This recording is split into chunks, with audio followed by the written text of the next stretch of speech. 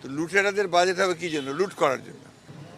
এবং আপনার যে সমস্ত জায়গাগুলোতে আপনার আয়ের অংশ দেখানো হচ্ছে, তাতে করে সাধারণ মানুষের উপরে এই সমস্ত বোঝাটা গিয়ে পড়ে যাচ্ছে। তথাকথিত বাজেট যেটা দেওয়া হয়েছে আর কি, এই বাজেটে আপনার আয়ের চেয়ে ব্যয় অনেক বেশি, এবং এই ব্যয়টা মেটানোর জন্য তারা যেটা করবে সেটাও সাধারণ মানুষের উপর গিয়েই পড়বে, অর্থাৎ আপনার পকেট কাটার জন্য। এবং এটা আনছে আপনার বিদেশ থেকে অনুদান অথবা ঋণ, আর সেই সঙ্গে আবার আপনার ব্যাংকগুলো থেকে আপনার ঋণ নেওয়া, সবটাই গিয়ে পড়ছে মানুষের উপরে। এবং মানুষ তো এই বোঝা টানতে টানতে এখন মানে আর পারছে না আর কি। একদিকে আপনার যেমন ইনফ্লেশন চরমভাবে উপরে উঠে গেছে, এবং বিশেষ করে খাদ্যদ্রব্যের উপরে যে আপনার দ্রব্যমূল্য যে বৃদ্ধি পেয়েছে, এটা তাদের জন্য একদম সহনীয় পর্যায়ে নাই এখন আর। আপনার কয়েকদিন আগেই বাড়লো আপনার পেট্রোল, ডিজেল, এসব জিনিসের দাম বেড়ে গেল, বিদ্যুৎ